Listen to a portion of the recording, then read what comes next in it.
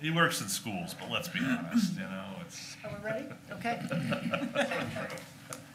All right, I'll call the Select Board, the Rockport Select Board meeting for Tuesday, November 12th, 2024 to order. It's 6:03 PM. We're here meeting at the Parker Room in the Opera House.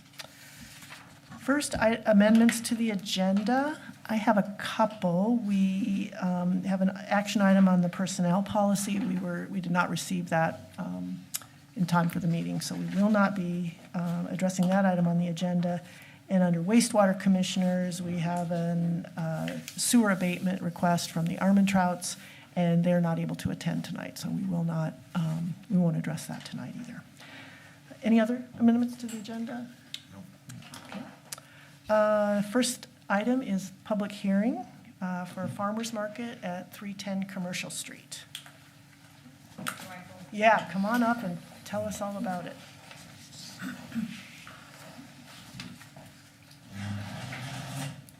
Am I audible? Should I? Yeah, have a okay. seat. Okay. My name I don't know if you are standing. Jeff, I can sit. it's Yep, good. you're good. You're fine if you want All to right. stand. My name is Tanya Holt. I own Sea Hag Cider with my husband Ryan, but I'm actually here on behalf of the Rockport Farmers Market tonight. This fall, we got a little more organized with the farmers market and made an official board. And I'm the secretary. I'm the treasurer on the farmers market board. Our goal of organizing it a little more formally was so that we could sell liquor at the farmers market. In order to do that, you need to have a board, be insured, register with the state, and get a license to sell liquor. So that's why I'm here tonight, is to see if the farmers market could get the permission to sell liquor at the farmers market. And then obviously one of the vendors that would be selling there is Sea Hag Cider. Loose Spirits has also expressed interest in selling at the farmers market as well. What would happen if we get permission from the town is then each vendor who's looking to sell cider would need to apply to the state and prove that they are a licensed liquor purveyor. And they would only be selling closed container liquor at the farmers market. They would be allowed to give out tasting samples, like very tiny amounts, as tasters of their product. But everything they would sell would have to be a bottled, closed product. So there wouldn't be open, full drinks at the farmers market. It would be all sold as to-go product. Great. I believe I turned in the paperwork with Liz. I think it was included in It's in the our packet, attachments. yeah. We have it not under the public hearing, but later when we take the actual action. Okay, so that paperwork does include permission from the landowner, which is Wendy of Guinea Ridge Farm, like you said, at the 310 Commercial Street. This is going to be or has been, and it's going to continue to be a year-round farmers market, moving indoors into the Guinea Ridge greenhouses during the winter, and then being out in the parking lot during the summer. Nice. Any questions? Yeah, so when you say the parking lot, are you talking about the side that's towards Bleecker and Greer? Correct. Right where it is now? Correct. Where it's always been, yes. Okay. As a vendor, can I speak as a vendor? You can speak. Yeah, as a vendor, it's been interesting, but there's a lot of folks that go to the farmers market that don't cross the street. And so one of our goals was to just, widen our reach to people who don't get across the street. A lot of people think we are residents over there. So this is just give us another way to get stuff out there. We're working in our steps to advance our efforts in bottling. So getting out in local places like, local stores like Raffham's or Bleecker and Greer or these farmers markets. So this is just part of our path. Yeah. So we're excited about it. Yeah, and we want you to be successful, and Thank this you. is one way to have that Yeah. happen. So I just have a question about, so if you have tastings, Yes. how do you control, like, somebody abusing that or, So I would control it by having just the portion size cups as what we're able to give someone to try the taste. Right. Typically, those are between like 1 and 1.5 ounces at the most. Also, as a vendor, my liquor license is on the line. I'm personally responsible for making sure that my product is consumed responsibly. I'm also, personally, my business is insured to be there on site, and then in addition to that, Wendy has the property insured. So there's quite a few layers of protection, but I would say the biggest one is just that I don't want to lose my liquor license, so I'm not going to do anything that would jeopardize that. So so I understand the entity here is the Rockport Farmers Market, Inc., or Yes, nonprofit? correct. And is that who owns the property that it's on? So, I'm not sure. This says Wendy Thought does. that Wendy was Wendy and The owner Bruce of were the property, but owners. the above, so So I'm confused. Who would get the liquor license here? So the farmer's market is asking for the liquor license. But they would be, so it'd be like, essentially like they'd be a lessor on the property or something? It sounds effectively like. Yeah, I mean, That's how I was reading it, is that they're sort of a Wendy's- subletting that authority to CHAG and then the next. so what it says on the application is Wendy, as the owner of the property, agrees to allow the sale of malt liquor or wine on my property during legal hours of sale of these products at the farmer's market. So she's giving them permission to come, giving the farmer's market permission to sell, I guess essentially beer, wine, cider, malt liquor. So it would be a license specific to that property, they couldn't like move No, no, Be it's a just member. here. Correct. No, it's just here. Okay, The lot of though the insurance and may transfer, when it comes to liquor licensing, excuse me, I'm getting choked up on this. It's really about where it is on the face of the earth as much as anything. That's almost the most important thing they're looking at. Whether it's a catering license or it's a restaurant, physical location is paramount. okay. So then CHAG or anybody else that comes in has to get an additional license. They have to come to the farmer's market and say, they have to prove to us that they're a valid purveyor, that they're insured.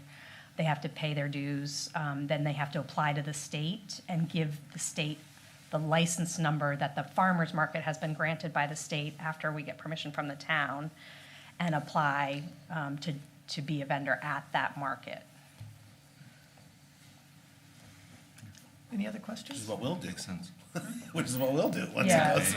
goes. It's a little confusing because I'm a vendor and I'm on the farmer's Right, market right. board. But most farmers market people are. But Yeah. yeah, that's, tonight I'm here as the farmer's market asking if, as a group, we can have permission to sell liquor. And the liquor laws are confusing too. Oh, my Yeah. gosh. They're awful. Any other questions? Okay, so that's the close of the hearing, and then we'll take action. We can close it now. Am I done? You're all done. Okay, thank you. For now. For now, yep. Is there any public comment on that? And is there anybody here who wants to speak from the public on this? Okay, yeah, good luck. I've been to the farmer's market, looking forward to it. Yep, we love new businesses, new things happening in Rockport, so that's great. Next on the agenda is any public comment on non-agenda items. Next is the town manager's report and updates. Well, we've had a very active last couple of weeks around the town of Rockport. The most notable, of course, is our election that we held a little more than, a week ago. A week ago today. And we had quite a turnout. We had, let's see, I'm just going by number here. We had 2,542 voters cast ballots. I'll try that again. 2,542 voters cast ballots. About 1,362 of those were absentee ballots. So a little over half were absentee. For those who ask, it really doesn't matter which is easier, which isn't. There's still a process that if everyone voted in person. On the other hand, if everyone had voted in person, it would have been quite a difficult, just in terms of the space. Yeah. Talking with staff, the sense was if we were to for the next presidential election, we need to find a different location. It was cozy. It was cozy, yeah. So those conversations need to start, whether it's with the school or other entities, particularly for a presidential. No issues really to speak of in June or prior years, but it's a lot of people to push through that space. But all credit to staff who helped out, ballot clerks, we have volunteers, we had people from different organizations, the political parties, League of Women Voters, we had people, petitioners who were out in front getting signatures, we had politicians saying hello to the various voters that day. But overall went quite well. Parking went quite well. I think that it's still, a change, but everybody that I had talked to about how easy was it to get in and out and so forth, no complaints. I think everyone would love to have their parking spot right next to the door that they could then go in and turn right around and vote. It's not that easy. Wouldn't it be nice if it was? But there were bomb threats in other parts of the state.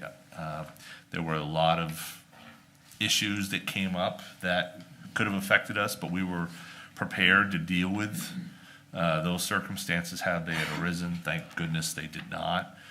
We had an officer who was working at the polls with us all day. We had the fire chief there all day. We had firefighters in and out of the building. We were prepared. This is a very important, we talked about this last time, it's a very important piece of making sure everybody has their opportunity to do their civic duty, right? That's what we're here for, and making that as easy for folks to do is our job. So I think I can say that it was a success on that part. I think we got some results for some town questions that were, the yes carried the day pretty substantially, which allows us to get to work on a couple projects. One, obviously, the sewer infill project that was, largely grant funded. There was also the stream crossings, and those will be forthcoming. So I've already had conversations with engineers about getting to work on that and seeing that we can hit the type of schedules we were talking about. Because that was, I think, the board, we had some conversation at the board level about that, and talking with engineers on Friday, it seems to be that's doable. So we'll see. I want to mention our new hire of a lieutenant. Chris Young is hired as the police lieutenant. He's taking one of the vacant positions that currently exists at the police department. Chris started in Rockport as a patrol officer, as a new officer back in the 90s. Moved to the city of Rockland and worked for the city of Rockland for many years, rising through the ranks to become chief, and then retired several years ago. Went into state, working for the state of Maine, in fact, the Secretary of State's office, and missed policing, missed community policing, missed the way of life that Rockport can provide. And so Chris is excited to get to work with our officers. I also have another hire that I just was able to secure tonight. So we'll go names, and he still need to provide notice to their employer, but and I think there may be one right behind. So this is the way these things go. You go from the bottom to the top. So we may be full within the week. So let's hope that's the case. So working very hard on that front. And I think, thank you for keeping us posted on what we needed to do to make that possible. We were getting nowhere with hiring police officers, and I think we have a new package, and I think I'm just expecting that that's part of what's happening. Yeah, I think it's, and I think you all heard the message from the folks that live on Ben Paul, and we're not, this is not a point in time where you can retract from what you need to do to meet the needs of your community, right? Now, we're doing this all in the face of fewer people are going into that line of work. It's harder to find. There is a number of people who are in that category of late 40s, early 50s who will be retiring from that field in the next 4, 5, 6 years. And that's going to create a situation for all of these communities to look around and say, can we do this on our own? Should we continue to do this on our own? But you don't make those decisions out of crisis, and you don't make those decisions without enough forethought to make sure that you're doing the best. So I know that those conversations about where and when it makes sense to connect, Metro Knox County, I suppose, is what some of the chiefs in the area call that. But there's conversations about that, because the fact of the matter is there's going to be more spots than there are places to the individuals to fill those spots, and we're seeing it all over the state where departments are shutting down because they don't have enough staff to fill. So we'll keep an eye on that, and I'm sure that's going to be something as we're working over the next years that we'll be keeping an eye on. I want to mention quickly the fire department. We do have our staff that will be starting soon, both as firefighters and EMTs. We're going through the process with Maine EMS right now to gain the licensure to be the primary transporting authority. We met with Maine EMS board last week. They have requested that, per their rules, that we complete a study of effectively the metrics of what happens in this area, how many people served, how would this service improve quality of care for the residents of Rockport. And so we had hoped that they might, given the amount of work both this board had done, the prior board had done, the county work that had been done by Neil Courtney both this year and then 10 years ago, that they might back away from the need to fill that. We were not quite, we were a little bit disappointed to see they still wanted to have that done. But, so we're working on that. I expect we'll probably be back before that group next month. And again, in pursuit of trying to, basically that's the last checkbox in terms of the policy side and the permitting side of being able to open the doors. Now, in terms of the actual opening of doors, that would require the station to be complete. The Maine Coast Construction is working with their subcontractors to have that facility completed. We are at the mercy of subcontractors, just like the rest of the building world can be. But things have moved along quite swiftly.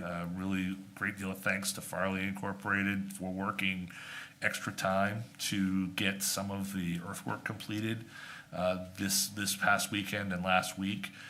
There's the way things look on a designed plan, and then there's how they look in person. And so there was some more work that had to be done. There were some issues that came up with some blocks that were provided to our contractor. But at the end of the day, we have paving. It's been paved over there, so not that we're inviting folks to drive around up there. But there is, at least for the winter, we'll have a solid surface. It will need to be paved again in the spring, of course, and there'll be striping and all goes with that. But to get us through these next few months, that's a big step. Now, inside the building, there's a lot still to be done. Sheetrock is going up. Soon we'll have paint and trim. The exterior doors, the bay doors should be installed next Monday on the 18th. And from that point, we should have a tight building. So trying to get all of that work done as fast as humanly possible. Again, the pool that has been circulated as to when the building will be complete, it's still unknown, but hopefully I'm thinking it's going to be middle to late in the month. So we'll see. But that's really that's the only piece that's going to hold us back from being able to deliver the service we want. We've even secured a trailer so that we can begin the 24-hour coverage as soon as the 15th of we have another person in the fire department who's willing to allow us to use it for that purpose. But beginning the 15th of December, we'll be able to have people stay overnight at the station here in the village. So we're trying to meet that need and get started. So, hi, John. So if you could go back to the licensing part of the Sure. comment. Sure. Right now, we have people on staff, EMS people on staff. Yep. We have an ambulance. Yep. What can't they do or that they are going to be able to do, or are they are they, if somebody needs an ambulance, they can get it today? Yep, that's right. So right now, we're set up as a first responding corps, right? We aren't the primary transporting authority for the area, Rockport. So at present, when there's a call that goes out, it goes in two directions. It goes to Rockport Fire and it goes to Northeast Mobile Health. So Northeast is also being toned to go at the same time. I won't say who gets there first most of the time, but Rockport does a pretty good job of getting to the scene pretty quickly.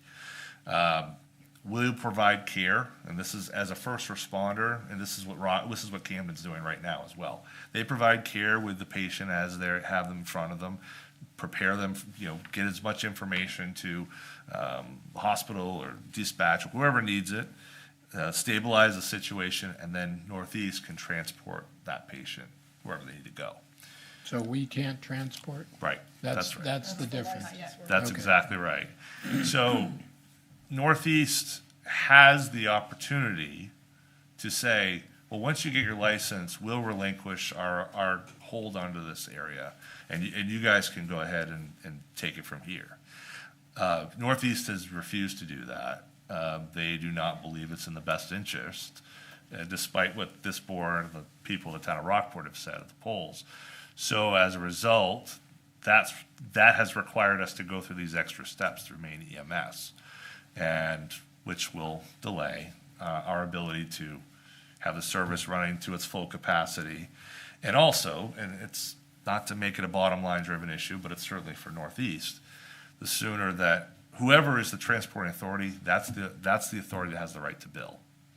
So as long as Northeast can bill and transport their patients, they will. We would obviously like to transport patients and take over the service, as is the board's intent, the town's intent. But until we go through this process with Maine EMS, we can't do it. Thanks. Yeah, you're welcome. John, we're sort of in the fire department area right now.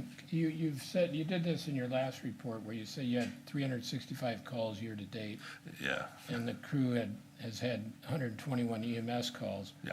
But I really don't have a context for that. Is that more or less than last year to date? How much of an increase is it? I mean, if you give me some Yeah. sense of that. Yeah, so those call volume numbers are calculated on a calendar year basis as opposed to the fiscal year that the rest of us operate on. I don't have last year's in front of me. Last year we'd set a new record. I would surely bet this is setting another new record. Okay, but as you but- go forward, if you could just give me that Yeah. context. Sure. And then, other than that, I guess the last thing I would just say is we've completed much of our work in terms of public works. There's a few small projects. We had a sewer issue that just cropped up over on C Street that our public works crew is working on.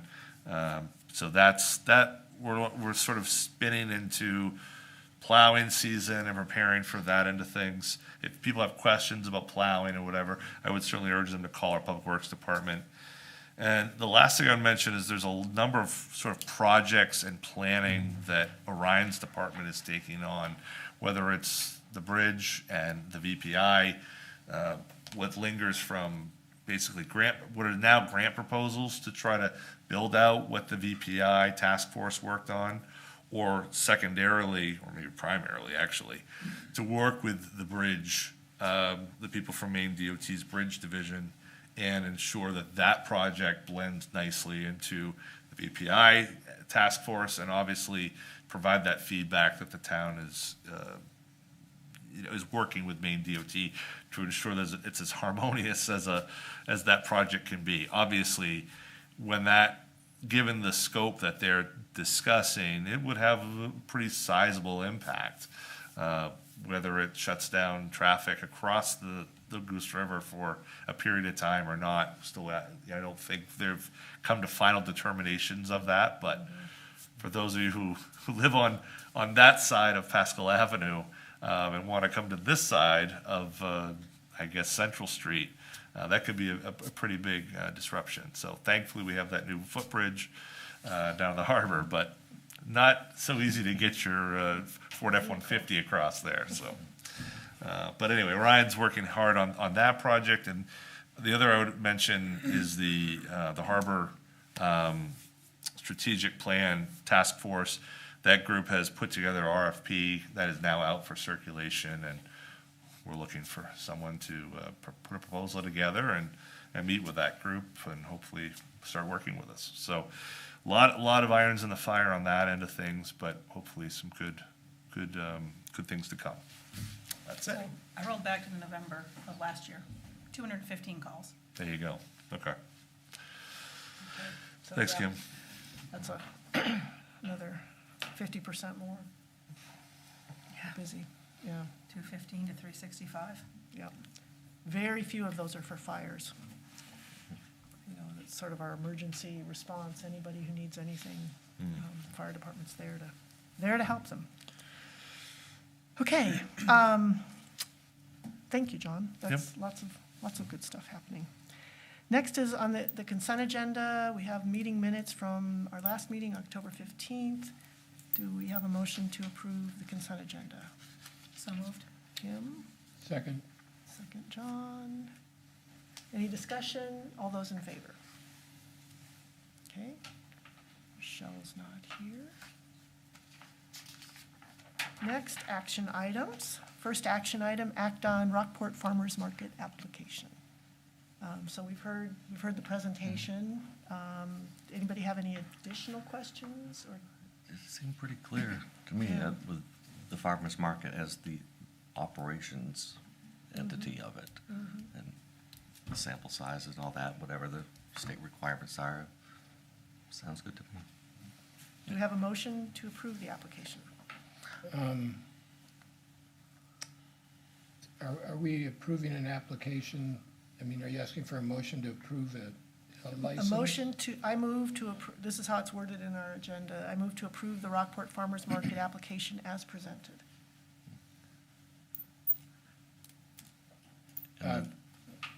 I mean, I'll make that motion Okay, just to get the discussion going. good. Is there a second? Second? Second, Michael. Okay, discussion. I'm trying to wade through this. What page is that on, by any chance? Anybody have it? 16, 17? 17. Thank you. These 50-page documents, cumbersome. Yeah. Without good You bookmarks. can't really put the little The stickies on bookmarks those. don't quite work the way we Yeah. had hoped.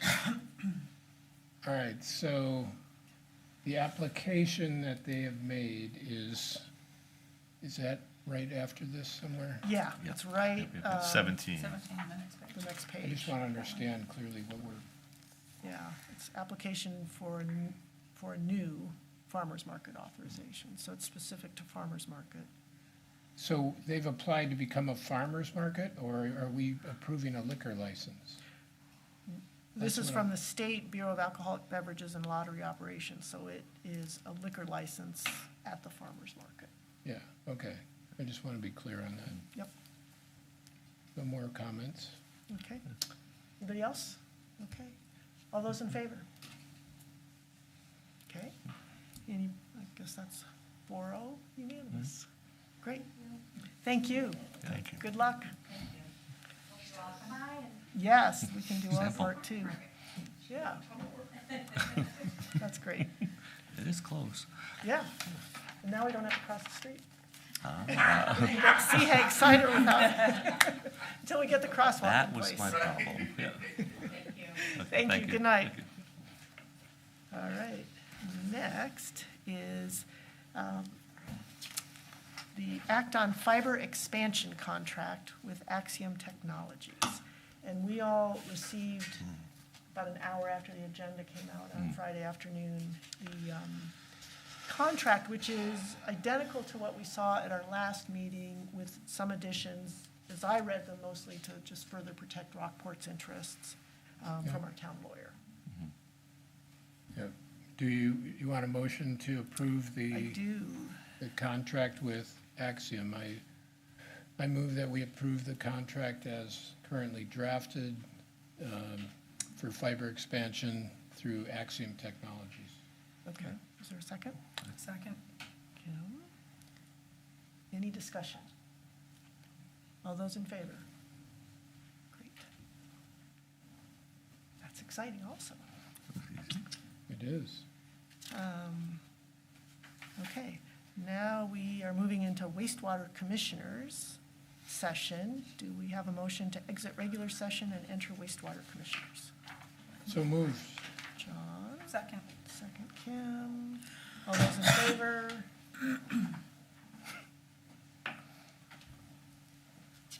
Okay, Okay, that is great timing. yeah, we are wastewater commissioners. So we are now in wastewater commissioners, and the first item on our agenda is to act on the sewer abatement request from Deborah Director. And we have materials here. We have Orion's memo, sort of advising us on how that fits in within the scope of our requirements, the sewer I ordinance. literally walked in exactly at the right I moment. know, most people don't get it that good. I Well, can't believe it. Hold on, have a seat. Okay. We're not ready, because I want to, so we have the abatement information, we have the information presented that, and that Orion's analysis of that. So I think we have everything we need for our discussion. Deborah, do you have any new information you want to provide to us that would affect how we might make this decision? We don't need, we have what you've already provided, we're very familiar with. Can I come to the thing, or do you want me to speak from here? Well, if you have new information, then we can allow you a couple minutes to provide that to All right, I'll us. take the couple minutes, because new information. Yeah. Like I said, 'Cause we I have the old information. We know Excuse me? we know your position, we have What is the, my position? I want to make sure we're on the same page. your position is that you only have one sewer line, Yes. and therefore you should only be charged one equivalent unit. All right. I'm glad that you said that, because now I can fulfill the rest of the information that you are obviously clearly missing, that I did think I gave to you, which is that I also have only a two-bedroom home. So you cannot, the part of the other rule was over 3 bedrooms, we can charge as a equivalent user. Well, let's just keep you directed. No, I want to focus on all of this. Because I've it has waited a to do long with time, so- dwelling units. It has to do with dwelling units. Sure. That's the issue I have- here, not Okay, but bedrooms. it is one home. I've had 4 plumbers come, all of which would be willing to state their opinion, who looked at the house, looked at the basement, and all 4 plumbers said you have a single-family home here. The equivalent user, I argue, because the side bedroom that I use as the Airbnb isn't actually a bedroom. It does not have a closet. It's sort of like a workroom, so it shouldn't be considered a separate dwelling. It is also much smaller than the rest of the house, which also includes two bathtubs or 2 bathtubs. It's not two full baths, but it's like a full bath and a 3/4 bath, but I also have a laundry. So to say it's equivalent users,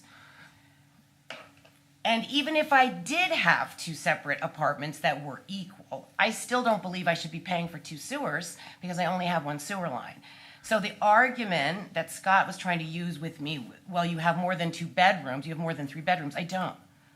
And if I did a video tour of the house to show how it is, I don't fit into the qualifications to charge me for 2 sewers. I'm not multi-unit. I'm not a big enterprise. I'm the smallest house on the street. Any of the other houses are way bigger than mine that you would maybe argue this, but not my house. It just doesn't make sense. Okay. And I also feel very upset and uncomfortable that putting the second sewer line fee onto my house was so easy. It's not a sewer And yet line- taking it off is taking me years. No, it's not a sewer line fee. That's the essential difference here. What And is it then? It's an equivalent user. Yeah, but And there are no based equivalent on- users. So this is where the definition of equivalent user makes no sense Mm-hmm. at all, in any case, but especially in my house. It's not equivalent. Okay. They're not separate users. And actually, so that you know, I have had to close down my Airbnb because of internet threats. And I don't feel comfortable running it. And I actually use the room when people aren't there. So it is my room that I use. It is not a separate dwelling with a wall and a separate, it's not like that. Well, I think that Orion had sort of mentioned in the discussion that if you choose to permanently change the nature of your house, where you no longer have the separate dwelling unit. I don't that have is a some- separate dwelling unit now. This is the misunderstanding. There is no separate dwelling unit like you're thinking May I there ask a is. question? Okay? A simple question. In that unit, because I happen to have a little familiarity with the house, I realize, because I was looking to possibly buy it many years ago. Okay. But at that time, that other end of the house, I think, which is probably what you're talking about, the Airbnb. The side room that was Yeah, put in there yeah. because the woman had an I- accident. She I needed- remember she had Yeah. a separate entrance, so they could rent the place out to people in the No, summer and all that. that is not why she This is- made that well, separate room. this is- That is not and- why she made that. Well, that's Well, not I right. don't think What we I, need to what, put out well, actually, false the point, information the here. point of my question is, are there any cooking facilities in that section of the house? There's a Like a microwave kitchenette while or I rent it something? out. There's Okay. a microwave and Yeah. there's a coffee pot. Yeah, And there's no oven. no, any like kitchen sink or anything like that type of a There's thing? a studio sink, like an artist sink. Okay. Yeah. Okay. Yeah. And actually the house was looked at Hmm. a long time ago by someone from the town. Oh, well, this is before Well, I'm just saying Yeah, that yeah. when this came up, I just happened to realize okay, which so property I it was, rented the yeah. main house to somebody Yeah. for 4 years, and I kept this one side room for us, but we weren't in there using it as an equivalent user because, and it's okay, I understand you want to stop me quickly, but I will like Right. to thank you for letting me speak here. Well, but it's important not that I unending address because we this. have a board member with a question, and this is our meeting. Sure, you have a question for me? Yeah, I do. Thank you for letting me ask you a question. Absolutely. So I just want to make sure we all understand what the equivalent user represents. Okay. In your quarterly bill, there's two items. There's the water usage, and then there's debt service. So it's the debt service portion of your bill that is going to be affected. I don't understand. That's what I was wondering about. So I'm paying two separate bills. No, you're, One second, I'm not paying, okay, maybe there's a misunderstanding. I literally received two separate bills. and one bill says One bill usage. has, No, the debt service and went from $48 a month to 400 and something, okay? The other bill is just the base pay, So they're quarterly bills, not monthly. right? Quarterly bills. So you're paying $48. I was back in the day when I first bought the house where I I know, had I'm one just sewer trying bill. to clarify, if you let me Sure, clarify. sure. So on a quarterly basis, you had been paying $48 towards debt service. No, incorrect, sir, sorry, my apologies. The $48 was what I paid when I first bought the house in 2011. I'm comparing the increase, okay? Well, That's why I mentioned the $48, and So thank you for being if I patient could, with me here. Ryan, what is Yeah. the current equivalent, cost per equivalent user per quarter? $72.50. $70. So So, that is what I'm paying on the second sewer line bill. no, you'd be paying that On both. on On both. both. I can bring in the bills. As each equivalent user pays $72.50. Everybody quarter. who's on the sewer line pay, if they're one equivalent user, they're paying 74. If they're two, they're paying 148 or roughly. So you increased it again? Was there just a recent increase? Because I noticed that my bill, the second sewer line that I I need paid to for- stop this discussion. We have a sewer abatement request. I We've need heard to Deborah's understand position, this and I'd talk like, to you I guys. appreciate. Well, this is my only chance to speak with you. Yes, I but have to come we to the have meetings, as many Orion other said. items on our meeting How tonight. do I continue getting my needs met if you But keep you can't keep brushing me yelling off? at us and change, I'm not it's not yelling going to at change you. our mind You keep to just keep interrupting me. repeating. No, I'm not changing my This mind is about not your anything. meeting. One second. Deborah, Please, please. if you don't mind, what is equivalent user to you? Because a second bedroom that I use to Okay, so what's the specific question that you have? Well, Orion, you've prepared a memo for us with your advice based on your review of the sewer ordinance and how Ms. Director fits within the overall scheme so that we treat all of our sewer users fairly and consistently with our sewer ordinance. Correct. Okay, so that particular property, 73 Pascal Avenue, it has two dwellings on it. One is the residence of which she resides at, and the other is the Airbnb that is advertised. An Airbnb, you can advertise it as just your bedroom, but this is a separate standalone dwelling. It has its own kitchen, it has its own private bath, it is its own.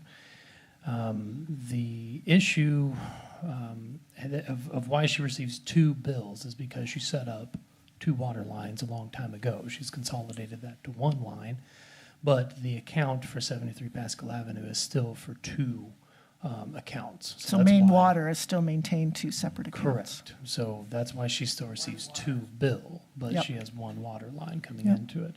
The number of dwelling units, it's still two. It Mm-hmm. can be merged into one account. It would still be two equivalent users. How are Okay. they separate, Orion? Because the building is attached. We have a hotel with 20 rooms, and those rooms are not attached, but they have 20 at a minimum equivalent users. A house with, or an apartment complex with 5 apartments would have 5 equivalent users as long as they're below the 4-bedroom threshold. So, So is You every happen to bedroom an have- equivalent user? no, each dwelling unit. Each Okay. dwelling So unit. when I bought the house, I had one sewer line, and it was considered one house. Okay, thank you.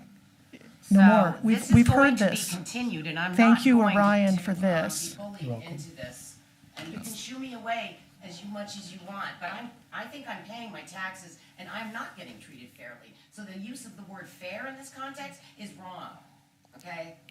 That's And I your don't have two interpretation. dwellings, and no one has come to look at the house yet. Which is Okay. what you, John, said needed to happen, and yet all these months, no one has contacted me, which I've been very disappointed about, to come and look at the house. So I just have to address that really quickly. We've attempted multiple times with the assessors, with the code office No, to there's have an been no inspection. She's attempts. denied that. You cannot prove Okay. any attempts, The Orion. only, All right. the only, There have been the no only attempts. time. Ms. the only Director, time- will you please move away from the microphone here, have a seat? We're going to discuss the abatement request. If you can't keep quiet, then I would ask you to leave. Go ahead, finish. Okay. All right, so I think we've heard from Orion that it really comes down to the two dwelling units, and that's why there's two equivalent users. Yes, and when I take away the second dwelling unit. Ms. then do I Director, come I have back and asked you to be request this? quiet. Okay, I'm taking away the second dwelling unit. That's then your can I right. come back here? Yes. You go to the town and you go I through the don't need to proper be paying for permitting. two things. This is completely Yep, wrong. if you're willing to give up the right to rent that unit out, you can merge them. I can rent out anything I want. I thought you did not. Okay, that's I'm enough. getting mixed messages. Yes, you need to be quiet. Okay. Could we have a So- motion, what, Well, Yeah. I want to have just, some I discussion? just want to clarify for the room that the only thing that will change here, if we take away one equivalent, if we were to take away one equivalent user, is that her sewer bill, plural, whatever you want to call it, is only going to be $74 a quarter less. It's not going to affect the rate that is being paid for the usage of the water, the amount of water that's coming into the house and going out of the house. It's not going to be affected by adjusting the equivalent user, just so everybody understands that, in case anybody in the room doesn't understand that. Okay, Okay, so thank you. okay. And- Michael? And to make sure I understand too, the option is there to change the way the listing is done in the house, in the town records and all that stuff, to make it just a single-family home, clearly. What I read from Orion's memo is if Deborah what Orion's memo says, if Deborah is in fact going to convert her short-term rental, I would include long-term rental, the appropriate permits will be filed in the office to make such a conversion. And then we can reevaluate 73 Pascal Avenue from an equivalent user standpoint. But at the point where it stands now, it has two dwelling units, and that's the crux of it. That's why it's being assessed to equivalent users. So what exactly would need to be filed at the office to signify that it's going to be 100% a residence and not have a rental property on it? So it has its own private entrance, and it, from every photo that we can see and to our knowledge, does not have access to the main part of the house. That's number one. Number two, it has its own kitchen component. So in terms of a dwelling, what makes a dwelling is its own private kitchen and its own bathroom quarters. So the bathroom obviously could stay per an attached bedroom, but the kitchen would likely have to be modified or changed. So there's a couple of permits that would have to be filed, and then away it goes. So And that's both just some from the physical construction. modifications as well as, okay. What defines And I kitchens think, so that I can make Ms. that Director, request? you're welcome to schedule a meeting with our code enforcement group to find out this information. What names would those be? Scott Bickford, Andrew Lowe, and that's there in the town office. I just So wanna say one now, thing no, Before I leave, and that is that I was not informed that I would be charged in this way, that I am now requested to go through a lot of hoops to undo. I was never informed or discussed with it, nothing was ever, and when I bought the house, it was Okay. a single family. all right. So I that's- disagree with this premise, and you can access it from the inside Thank you of the very house. much. That's it. Okay. All right, do we have a motion? I will make the motion Let's see. to, find my language. So it would be, you can either move to approve or deny the sewer abatement Yeah, request. sure, okay. I move to deny the sewer abatement for Deborah Director as presented. Is there a second? Second. Okay. Any further discussion? The only thing I would add is that the sooner Deborah Director can get over to the code enforcement officer and pull a permit and fill out the paperwork, the sooner this could easily be abated and go back to one equivalent user. Is that a fair statement? Okay. As long, including the physical modification, so it's not just the town taking Well, action. yeah, in order to get the permit, you. However, I did buy it the way it is, and there was no modifications made to make it into a second user Yep. thing. And it'll just be your economic analysis of whether the rental income offsets the equivalent user charge. So that's a decision you'll have to make. All right, any Okay. further discussion? No. All those in favor? Okay. That's the first one. All right, next is the Samoset Resort abatement request. And that we had discussed at our September meeting. Ryan or John, one of you just want to brief us on where we are on that? You wanna go ahead, or? So what's that? Why don't you start, yeah. You wrote the flag.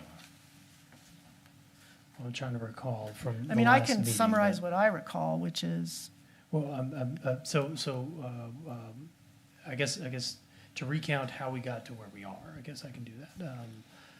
In reviewing, after we had our Route 1 sewer line extension, we noticed there were a couple anomalies with other businesses, and we started applying the ordinance to all sewer users, and we found the Samoset to be with only one equivalent user. We started asking questions, doing some investigations, and found on our file that we didn't have any agreement with the Samoset that would justify the one equivalent user, and then we tried evaluating, is there anything in our ordinance that gives us any leeway to justify this any other way? And we couldn't, in my department, disseminate any other way. So we applied the ordinance in its full, and that came to, I believe it was 152 users. And then I met with Tiffany and Connie. I think Tiffany is here. yeah. And we discussed it, and it was an uncomfortable conversation, but we had the conversation, they understood it, and they abated it based upon their understanding of it, and they came to a different number, and that number is eluding me right now on the top of my head, but I guess 102. 102. And so that's what they abated it down to, and then we met, had a conversation. I think the select board wanted to kind of investigate a little bit further, and then here we are. Yeah. And I think the crux of it, as I understood it, was that there are cottages, units that really are much more like a hotel room rather than a separate individual family home. And there's a lot of seasonality to the usage, like the resort, Yeah. so. And I know for myself, as I've sort of reviewed it, I guess I'm sort of leaning with the Samoset. I know there are two requests, basically, to reduce it to the 102, as well as delay the timing till August of 2025 because of the way that the billings work. Yeah, Is that- I think the delay is reasonable too, because, you know, this is our fault, really. And I think that lets us own a little bit of that. I mean, this had gone on for how many years, I don't know, but suddenly it's just, oh, we're gonna adjust this, and it's a pretty sizable adjustment, so I think it's reasonable to delay it till August 25. Tiffany, would you like to say anything more? I think we're basically going to do what you want, but Well, and we'd also like I to know hear. with our last discussion, you guys tabled it just for a little bit because you wanted to see if we actually fell into that area, the infrastructure. Where does the sewer line, I know this is a little off, but where does the sewer line for Warrenton end? I know that Eastwood is on it, but does it extend past that? Not really, that's pretty much, eastward is kind of where it stops. So- There's probably a little gap between eastward and where your system picks up. And this was also the confusion that we had, so, you know, they're not on, you know, that line, and it's not like a town line or any of that, but when we look at, and I'll just read these, our scope, any person owning any building or structure within the town which is the source of sewage, and then it goes and/or and a bunch of different other items. And then if we go down to sewer charges, this is where it gives us the confusion. The source of revenues for retiring debt costs of the wastewater collection, transport, and treatment facilities shall be recovered by assessing the annual debt service to the users and then it goes on to owners of property where the gravity sewer main and the road right of way is located in whole or in part along the road frontage of the property. And it's the and to that gave this office, my office, the issue. So the user, they are a user. They do fall within the scope per my office's determination. So that's why they fell into that issue. And then the question is, how do you calculate the number of users, Exactly. equivalent users, essentially? Exactly. So, just a random question, if I may ask. The house the last house that's right next to the cemetery, that big brown house, do they pay to the town an equivalent user as well? I'd have to look at that. I can't remember what their address is. It's like right across from our maintenance building entrance. Because I know I was actually 6 years ago looking to buy that house when it was for sale, but I didn't want to be that close to work. Need to get away further. Yeah, because they wanted to rent, it was a 2-dwelling, so they wanted to rent, the Samoset wanted to rent the other. I'm like, no, I'm just gonna live far away. So I was just curious, because obviously if they fall into that REM too, then that's the same for us as well. And then I redid the formulas based off your formulas, and that's where I came up with the 102. Okay. So that was, once I crunched all the numbers, because we had some room configuration changes and stuff like that, so. Okay. If you don't mind asking a clarifying question, which house exactly are you talking about? I don't know what the address is off the top of my head, but it's the last house on the right before the cemetery. It's a 2-dwelling brown house. Before the cemetery? Yeah, so if you're driving towards the Samoset, it's the last house on the right, From Rockland? from Rockport, from the Rockport From side. Warrington. Oh, so on Warrington Street, On Warrenton, yeah. that house? No, they are not on sewer. They want to be on sewer. So do they pay equivalent users as well? I will have to look at my file.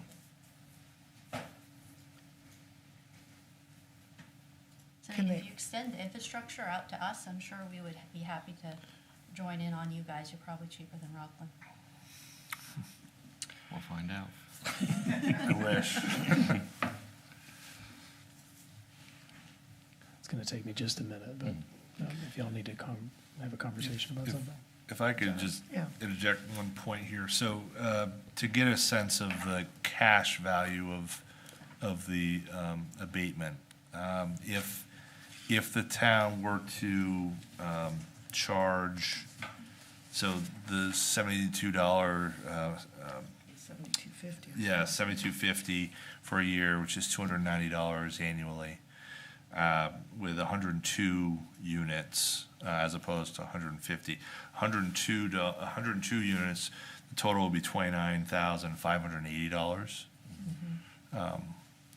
So, and then. And if we, the- then we lose 50 units if we Right. sort of go with the Samoset. So roughly, it's about a $15,000 amount. Now, and I perfectly understand the circumstance. I just want to explain in terms of the abatement of that size. Certainly, remember, this is the whole pie. So anytime you offer any abatement, whether it's 1 EU or 50 EUs, that does come with it, still the whole pie has to be made whole. Right, everybody else then has to pay Exactly. that much more. Now, we have accounted for the fact, because the town, in your budget, the wastewater budget did have funds to account for the fact that there may be changes and abatements necessary. I want to say, off the top of my head, I want to say that number's $40,000. So this would fall within that, but this would obviously approximately $15,000. It's a substantial amount Yeah. of the abatement that you have available of sort of overlay. So to not collect that and provide that, and then provide delay for all 102, that's Right. That's because another- that is that's another amount. That's other money that is, it's not I nothing. certainly understand the circumstance, and that's really a decision for the board to make, but if you were to delay effectively, you're saying for 1 year, you're abating 150 of what is eligible, and then next year you would, our new budget would be on the basis of 102. Because. That's how I would, We have to think of it process that way, that. that we're. Right. Wait a minute. But it's been one. So right now, these equivalent users are not in our total equivalent user count. they are, They are. Just one. yes. This year. Just One. one. So the $25 hundred, per so order. when we did our budget for this coming year, we budgeted based on 152 equivalent users at the Samoset. Oh, we did. Is that Yes. Is this the first year that's been? That's the first year. So prior to, if we were talking about 23 or 24, they would have one. This year, it's 152. So to abate, we would have to effectively abate 100 or effectively, if you didn't want to charge them for this year, you would have to abate all 152, which would be, Be the 29,000. yeah, Or, well, that's. more, actually, it would be 45,000. Well, Which then would have to be absorbed So- by the other users. But I understand your point, John, and I don't well, want to dissuade okay, that, I so- just want. So we both have the same issue, really, Mm. because your billing cycle you're worried about your billing cycle, right? Your budget cycle? May I? Yeah, go ahead and address So that. I'm only worried about 31 equivalent users of the 102. We can take on, if you Oh, want to okay. take on 71 right away.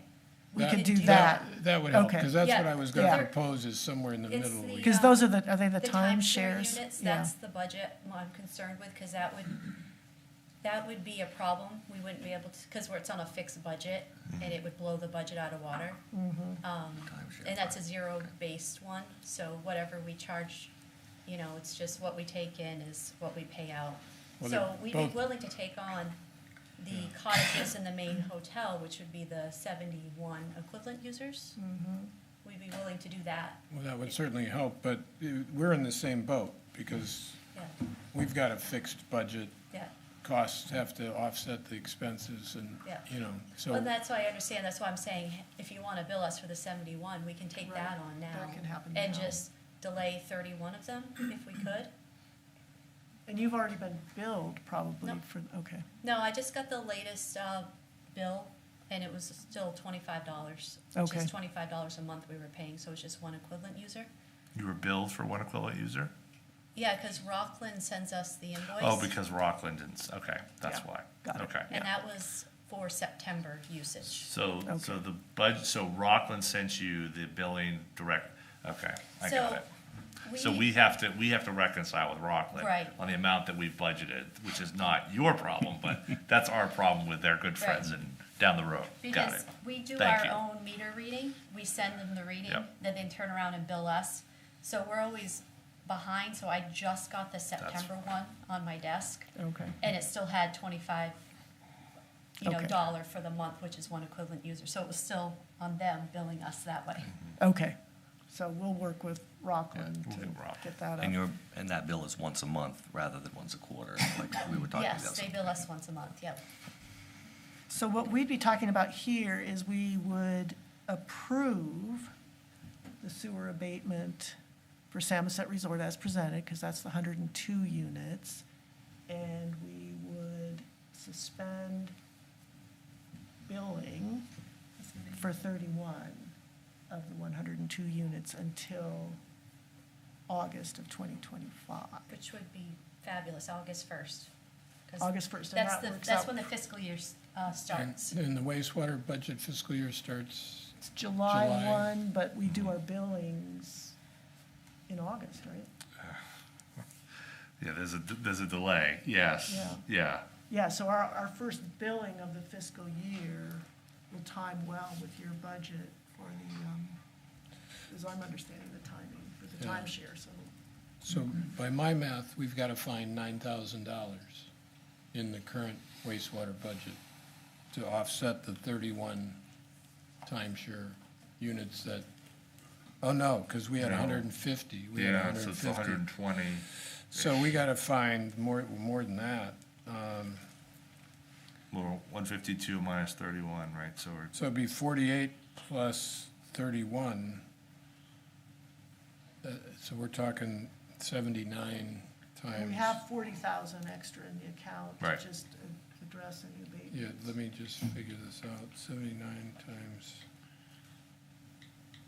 I mean, I wouldn't, certainly you can, so we got to find $23,000.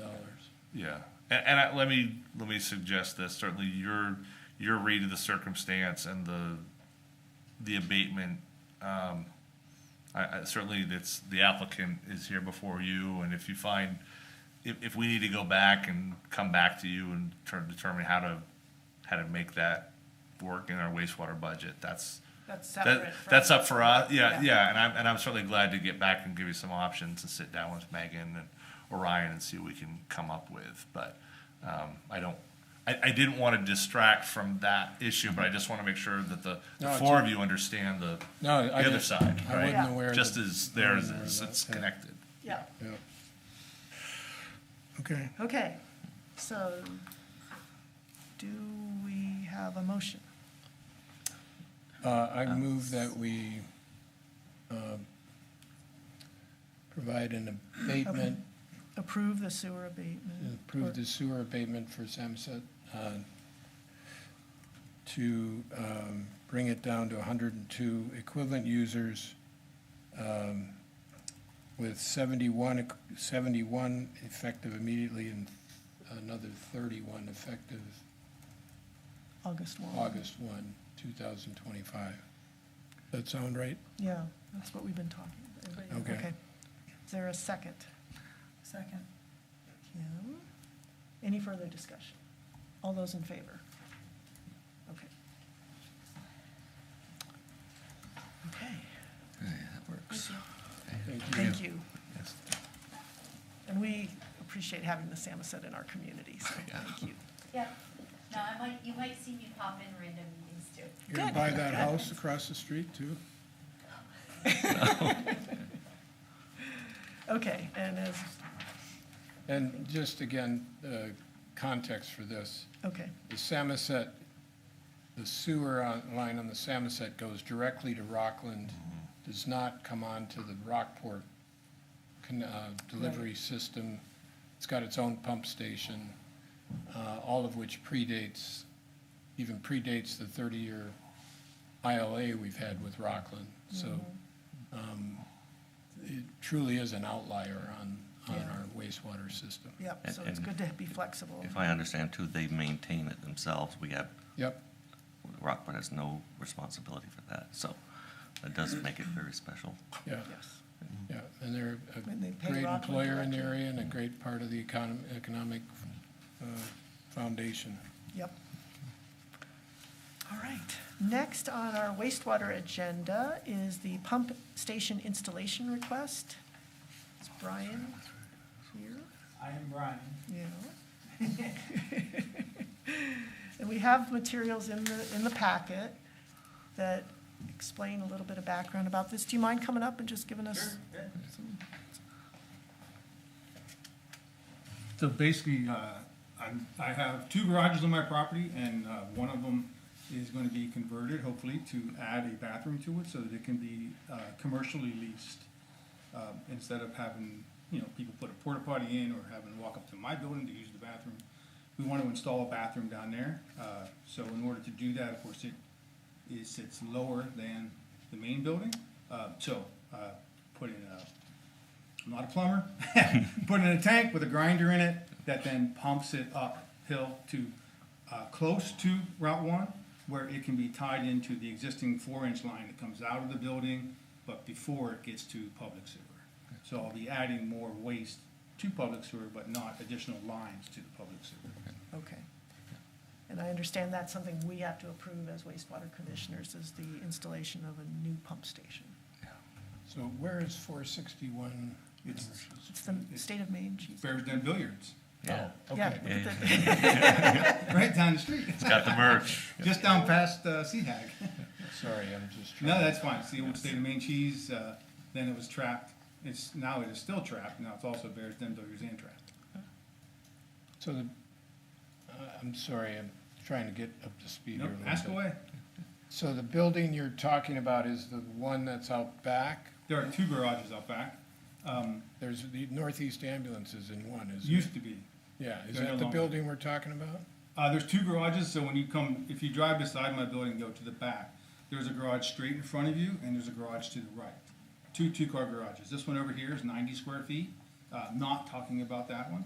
The one straight in front of you is 1,200 square feet. That's the one we're talking about putting a bathroom in. There's currently, I probably shouldn't even, I can't put it It's a- down. There's currently an incorrect system in there. It's just Yeah, you showed the. gravity-fed gray water into the ground. Yeah. No septic tank or anything like that. So obviously, trying to remediate that and put in a legit bathroom. Yeah, okay. And that's the one that had the ambulances in it, right? That Okay. predates me, so. Yeah, well, yeah, before then, but, I don't know which building the ambulance was in. but the big, Probably the bigger one, probably. But I don't know for a fact. I know when it was built, the guy, what's his name, Morrow, whatever, he used it as a welding shop. There's lots of electrical power in that garage. No shortage of power down there. Okay, any other questions, information before we move to a vote? Well, you're just asking to be able to put in a pump, right? Right. It's a- Right. And then I pull a permit to put the bathroom in. That's a separate, That's separate. Yeah. Yeah, I've had all this, That's Scott, I thought Scott was gonna come tonight, but, he's reviewed all of that and said we're all good to go and that he would, say, okay, it's good from his perspective. So the pump is that then, that remains their responsibility? Has to meet our specifications? yeah, it's not a pump station that's on ours. Right. It's just for- just a lift pump, It's basically. it's a different, when we talk about our 22 pump stations Yeah. as part of our Yeah. sewer system, Yeah, that's not so what I this just want to is. clarify. Yeah. we're Yeah, it's not all talking- owned and controlled and fixed by me, I guess. So, yeah, Well, the line that you're going through is going up to your main building? You're pumping to your main building? I'm pumping, so at the front of my building, the front doors, right, as you look at the building to the right, is where the main plumbing exits that building and goes diagonally towards Crestwood Kitchens, where it joins up with public sewer. it stays underneath the asphalt that you drive into my building. So this line will come up along the property line as you're looking at the building to the right, to stay in dirt as much as possible so I don't have to repave. There's a 2-inch line that will be run from that garage all the way up to the middle of the entranceway to my building to tie into that 4-inch line that then gravity feeds into the, they said 4 feet, I don't know what a public sewer line looks Yeah. like, but anyway. I saw that. I tie into a 4-inch line and it feeds into whatever the public sewer line is, however diameter that is, I don't know. I don't know, when I was a kid, we used to love to play in those before they put them in the ground. They were the best. Before. Tons, yeah, when they were brand new When you concrete. take them out of the ground, that's- There is, to your question though, John, so if when you hook up a building, sort of an exterior building or in the rear, there was actually an application before the board last year. That first house that's on the corner as you turn onto Pascal Avenue from Commercial Street, Route 1, there was a building in behind that needed to hook up. The board had to meet and consider that connection, on their own property of sort of a private line effectively within that. So that's why it has to come before you, because they want to, I believe the intent of the ordinance at that point is to ensure that you're being mindful of where expansion should be, should not be, who's responsible, who's not responsible, being clear of those things. So that's the same thinking, I think, that you're applying here. And I understand, also has to do with, this is the term that Vickford used, the warm water taste or something like that. Can't put a septic tank in down there and pump out of a septic tank, because that creates a different kind of bacteria that would be bad for public sewer.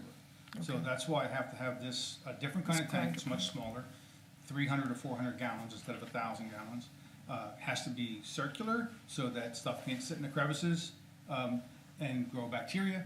And then, obviously, the pump to pump it out so that it doesn't have the chance to grow bad bacteria for the public sewer. And I think that's one of the reasons why I have to do all this whole thing. Yeah, okay, well, I'm a computer geek. I think not a we're in plumber. good hands. And I like to play pool. I move that we approve the request for a pump station installation at 461 Commercial Street. Second. John, Michael. Any further discussion? All those in favor? Great. Thank you. All right, thank you. Don't you love it that State of Maine cheese hasn't been there for how many years? It's like, it's like such a thing around here. Right, where Like, you can, the house 20 years the later, house it's- I've been living in since like, I don't know, 20 years ago or something, they still call it, the old, what's his name's house? And I'm like, what is that? It's true. yeah, I do that all the who time. knows when you can, Yeah, when does it where become- trapped was. Never. Never?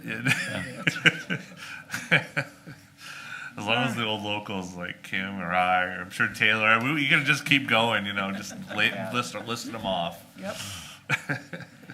All right, next on the wastewater agenda, we have Madeline Lane Workforce Housing Project, it says work face, but I think it does mean workforce housing project discussion.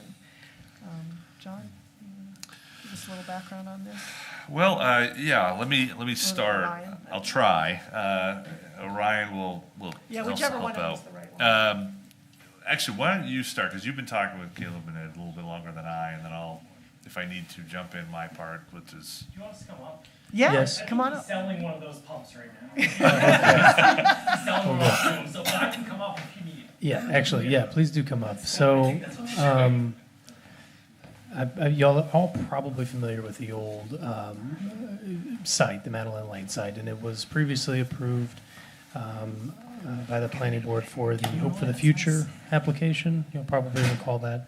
That didn't end up happening due to funding limitations, and then Caleb and Ed, I guess, talked to the existing owner and purchased the site, and then are converting it through a grant through Maine State Housing Authority to convert it into housing. And that's one of the buildings, so the larger of the two buildings is being converted into 18 units.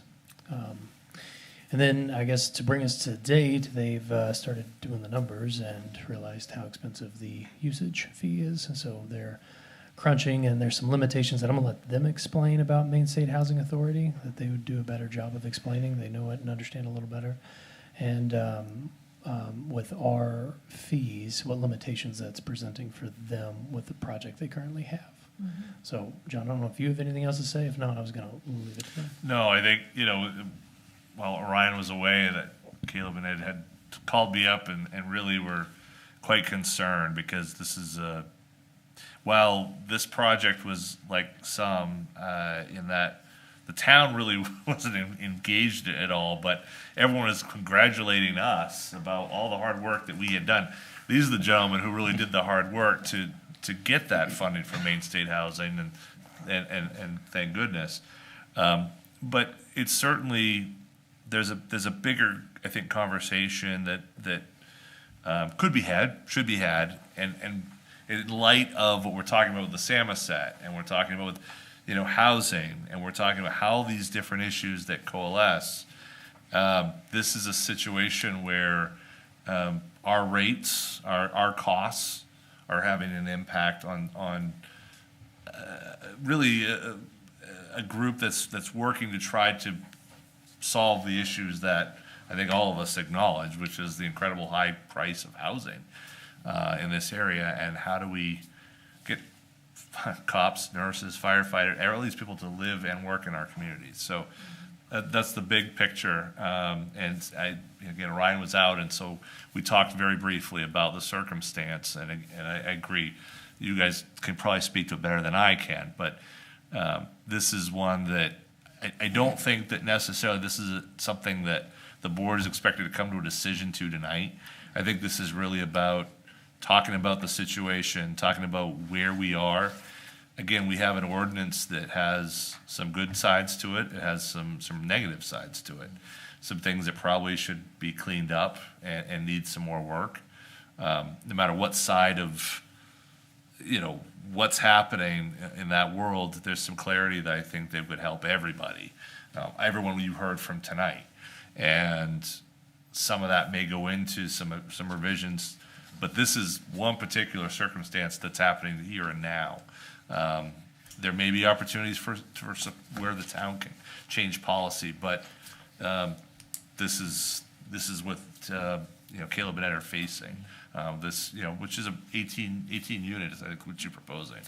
So that could have a pretty significant impact on Rockport. So. Well, and I think we do, even if there are ways that we could improve our sewer ordinance and make it clear, we do have the provision that allows us to come up with a special sewer use charge, and talks about the public interest it's in the public interest to waive requirements of the ordinance, come up with equitable rights of the public. We've definitely heard from our voters that they support affordable housing in Rockport. Everything we've put on the ballot that helps the situation of affordable housing in Rockport has been overwhelmingly approved by our voters. So I think we can keep that in mind as we sort of wrestle with this situation that is, again, as John alluded to, a reflection of the ongoing issue we have in Rockport because our sewer rates are so much higher than our surrounding areas. And while we have tried to take some action over the last year or two to do something about those rates, and we've at least kept them from going even higher, but we're still, I think maybe, Rockland's rate for sewer users is about a third of what our rate is. And so you would think you could go to Rockland and just get an idea of what the going rate for sewers is, and then be priced out of the Rockport market. And I think I myself am interested in, I don't think we can make a decision tonight, but to explore ways that we can recognize the need to meet a wastewater budget, but also not lose great opportunities in the town for affordable housing. So I have a couple thoughts here, but before I go there, can somebody clarify for me what exactly the guidelines are from Maine State, from Maine Housing, and what are we asking? What's the mark we need to hit here? I'm not clear, and I'm not seeing it anywhere It's in kind the. of like a two-parter. It's kind What of is, like what is the program, what we're doing, formula and then that that's you how the guys are numbers we have. referring to that's putting this out of the ballpark of? Yeah, no, it's a good question. It's a good question. Okay. It's maybe a long answer, but, Well, but we're here to help you understand what we're up against. But was here early and I listened to some of the earlier presentations. And if I heard correctly, we may not have a problem because we only have one sewer line coming in. I'm afraid that And that may be the answer. No, I'm kidding. Good try.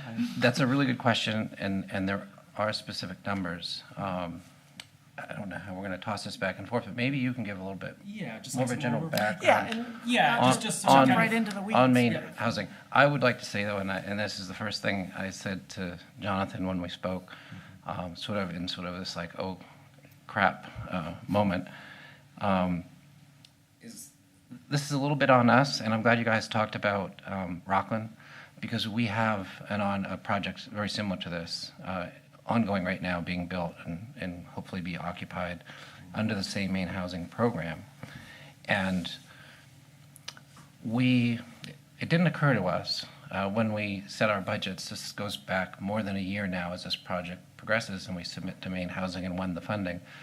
We literally borrowed our sewer costs, our budgeted estimates from Rockland. We thought, well, you guys send some to Rockland, it's probably the same. And we learned just recently that it's not, and it's very at the end of sort of where we have to refine things and present them to main housing. And for us, we want to present those in the proper light. We don't want to just make up a number. There will be some time. This is an informational meeting, I think, more or less.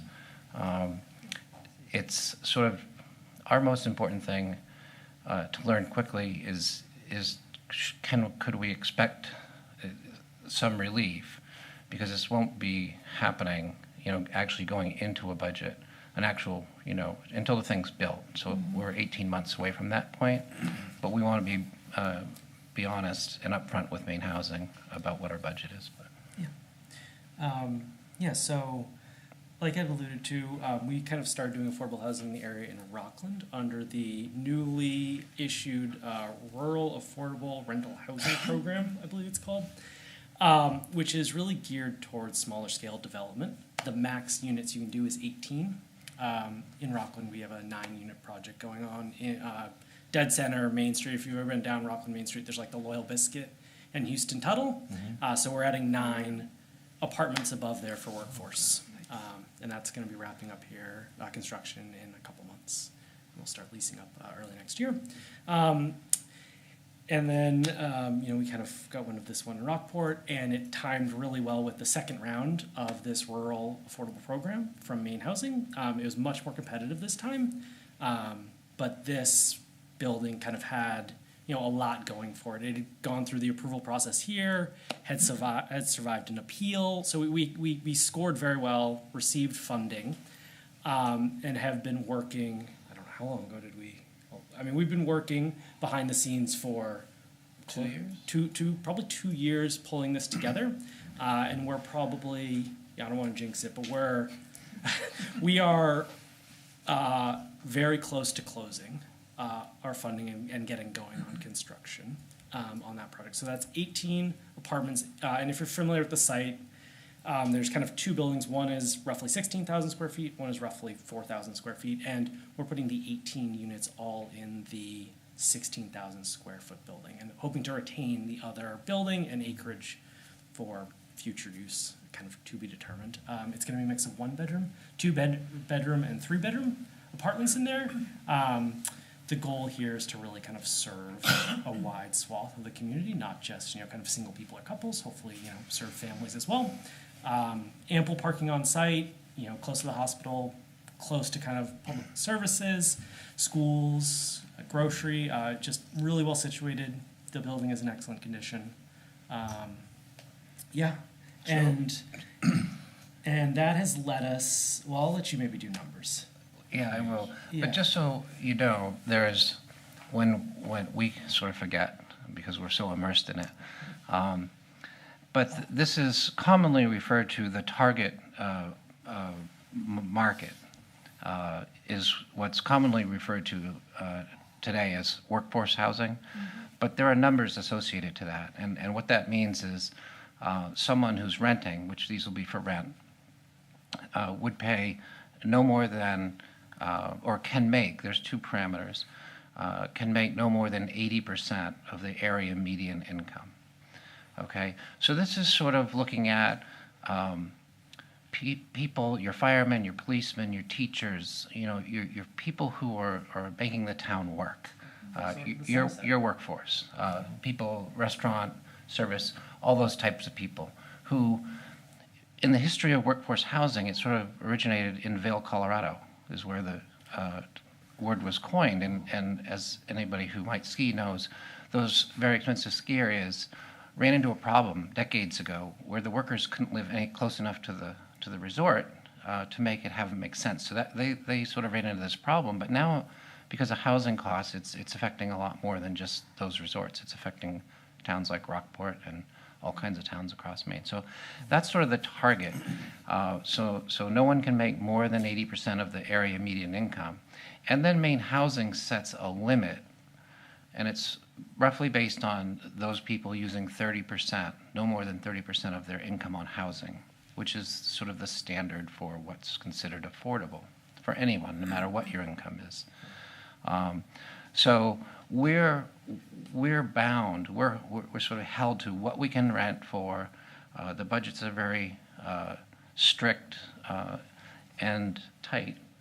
And honestly, and this is where this really became a big problem, is on an operational level, meaning going forward as the property is being rented and you move forward. Maine Housing has a very, very, very small profit margin, which they allow. And the way they account for that or make that happen is they have the levers at the beginning, which Orion said grant, but what it really is two forms of loan. One is what they call paying debt, and the other one is similar to a grant, but it's not a grant, but they call it forgivable debt. And they can manipulate those two things to affect the outcome, to keep that margin where they want it to be. And just so you know, the covenants, the affordable covenants that are associated with the debt and the project will run for 45 years. So it's a long time. I mean, it's not permanent, but it's a long time. I mean, I certainly will be long gone at that point, but well, who knows about Caleb? Yeah, I'll be 81, I think. So this is something that you do these things because you want to do them, and there's some reward in it other than the finances, and it's a very long-term commitment. So what number are you trying to hit? So I did all the math. And we had to use some assumptions, but we took our assumptions, we called the water district and said, what do you suggest? And they had a number for water usage per person per quarter, and everything sort of built off of that. And that's when we had our oh crap moment, because that led us to, on 18 units, and it's a mix. Like Caleb said, we have 11 one-bedrooms, 3 two-bedrooms, and 4 three-bedrooms. So it's a mix of those apartments, but just using the math that was given to us, factoring in the usage, the rates, usage charges, plus the debt, we were getting to an estimate of between $22,000 and $29,000 for the sewer. And the range is based on this. That's 22,000 to 29,000, what, per year? Per year. Per year, per unit? Nope, total. What are we, okay, so Yeah. try to give me. Yeah, we'll get there. Just bear with me. So just so you understand why a range.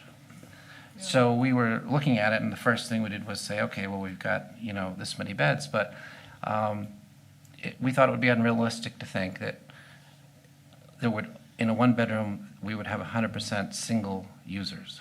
You know, we could have a couple. Have a couple. So we sort of said, in the one-bedrooms, let's give the upper range, let's say 50% are actually two people using them. And the two-bedrooms, you know, 50% might be, you know, doubled up. And then on the three-bedroom units, we went down to like a 30%. Those are just our estimates, but it gave us a range. We were able to talk to somebody in town, a broker, who was familiar with a couple of your properties that are multi-units that seemed similar to ours, with, say, 20 units with a mix of 1, 2, and 3 bedrooms.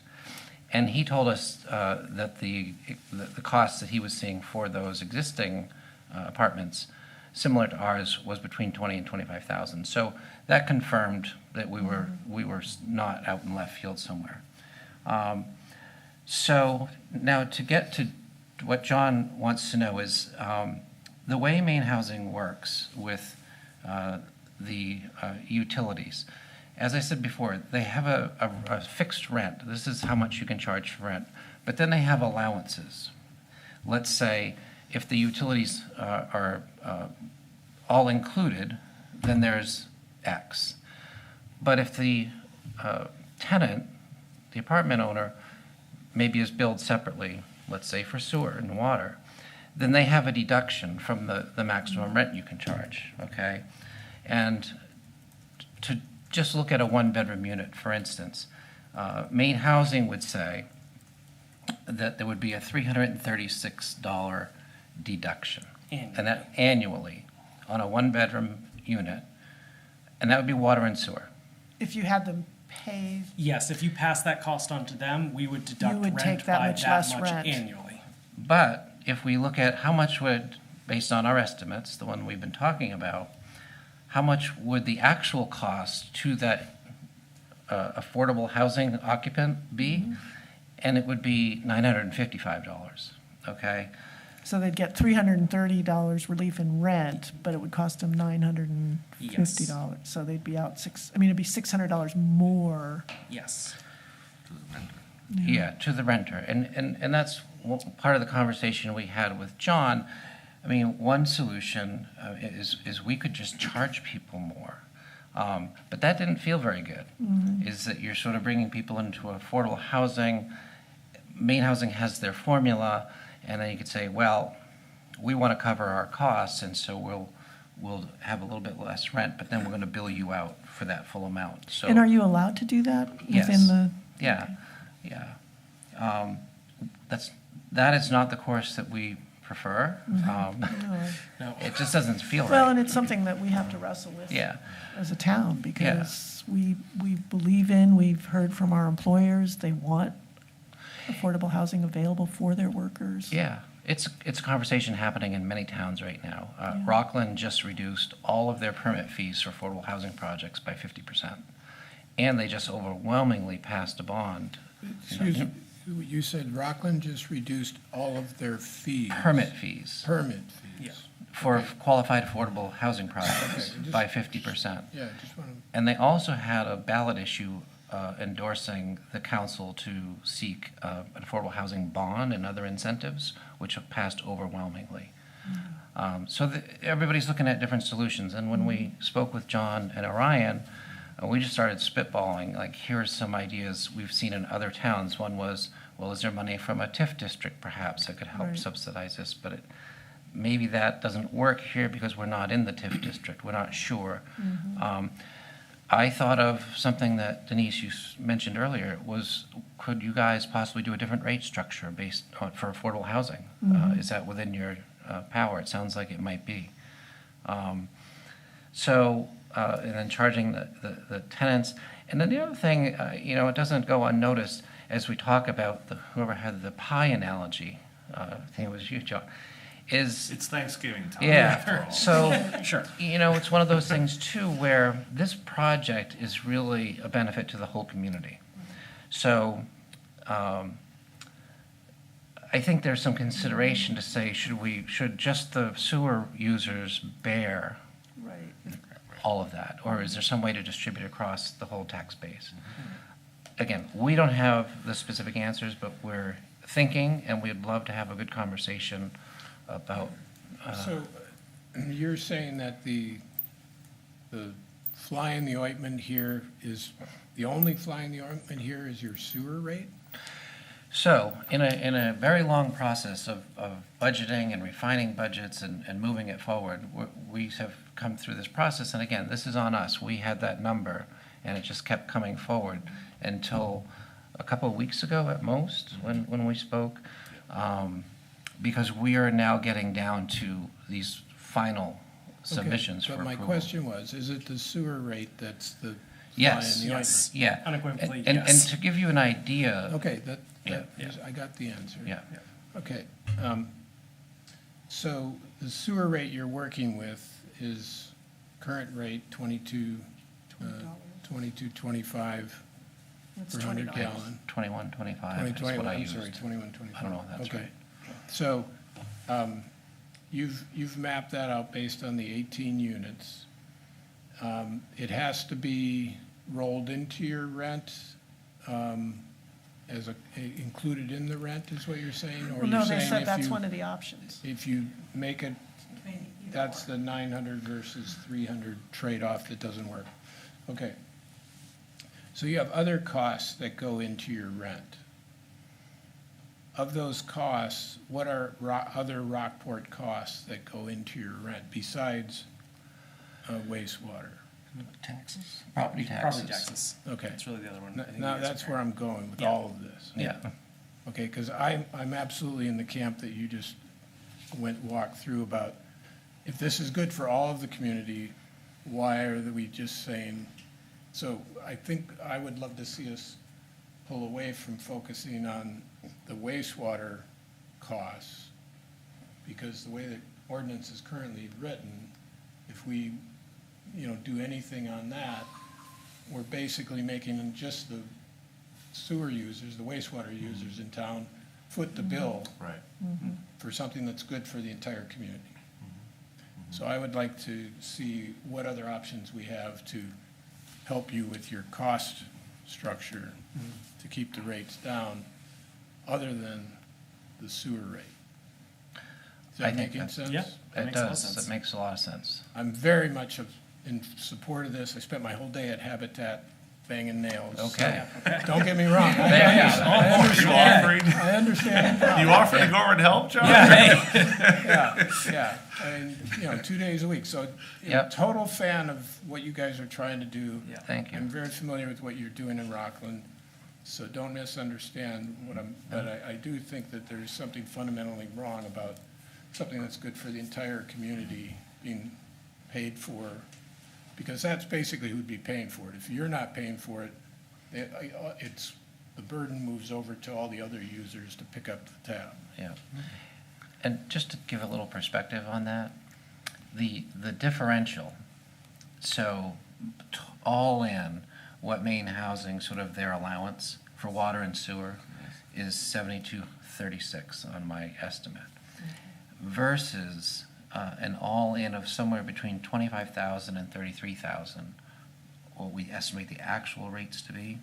That difference is more than the annual profit they're allowing. I mean, they literally would put the property underwater. Completely.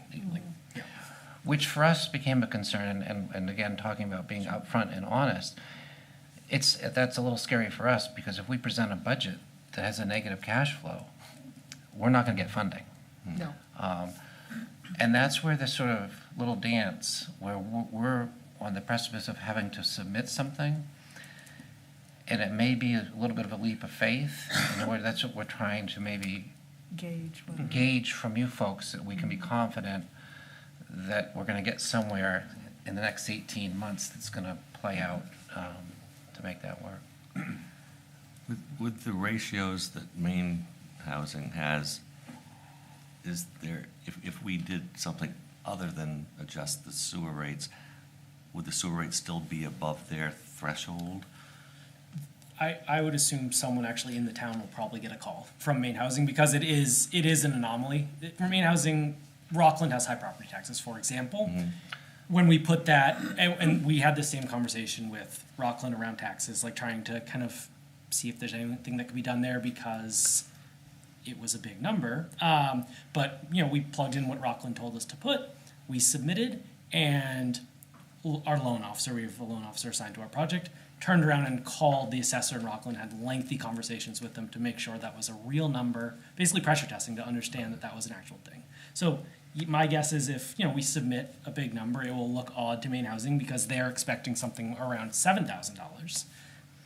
They probably will put in a call to you and you'll explain how you arrived at that number. Why They won't kill the deal. They won't kill, as long as at the bottom of it, the numbers overall, work.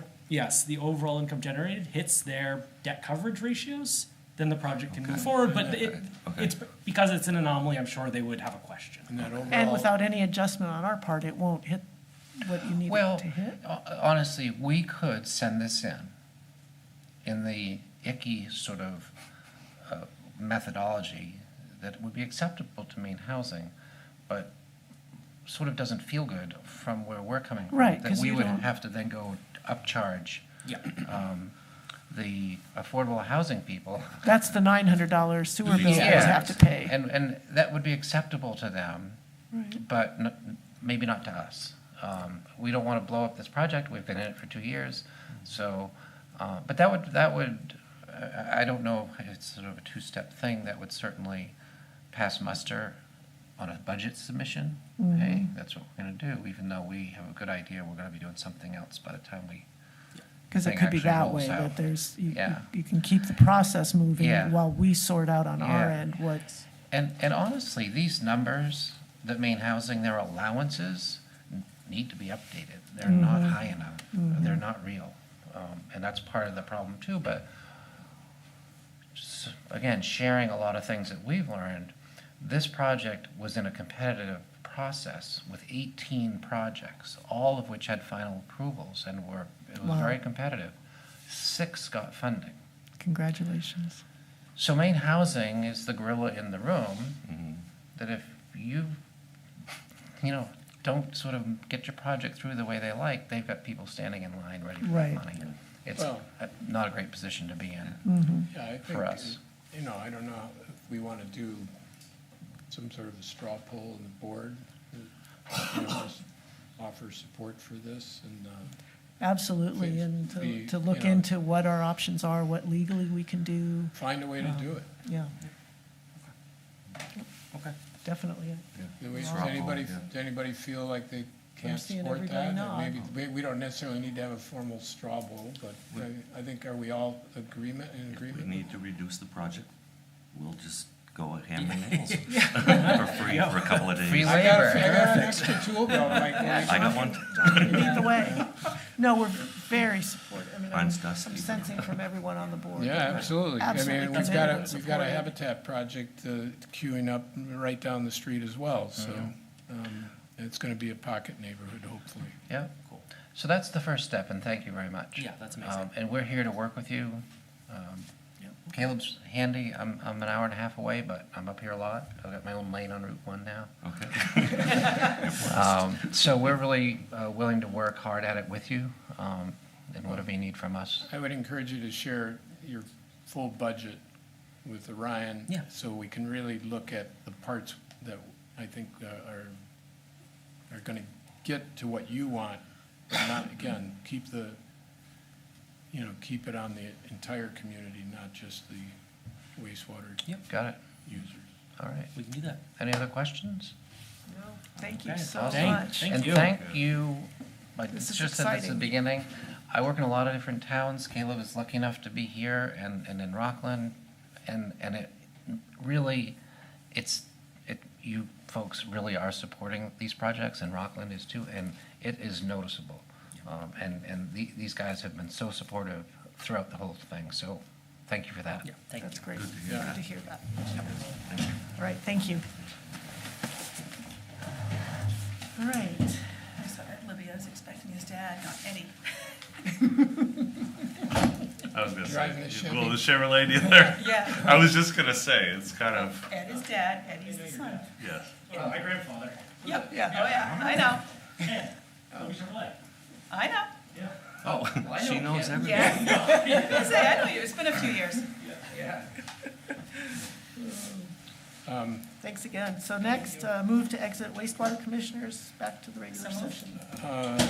Kim, do we have any other? Oh, well, Well, the only question, I Nothing know else we on the had agenda. we had received a letter from the committee. Do we have any thoughts on that? that should stay under No. wastewater, right? Yeah. Yeah, that would be under wastewater. Yeah, but it's not on the agenda, so we're just. All right. Kim, motion to exit wastewater commissioners, Correct. and Second. second by Michael. All those in favor? Back into the regular session, which puts us to select board liaison reports. Anybody have any?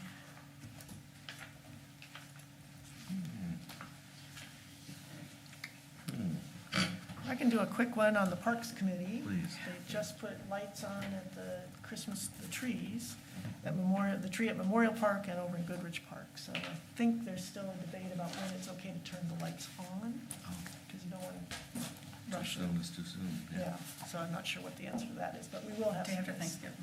Yeah, that's the debate.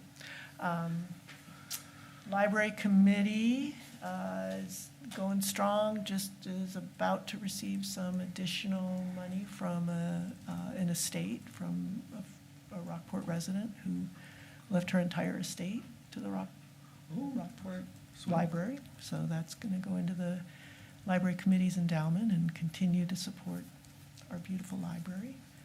Is that the endowment or the the Susan- foundation? No, that's that's the Library Committee's endowment, because it was left to Okay. the public library.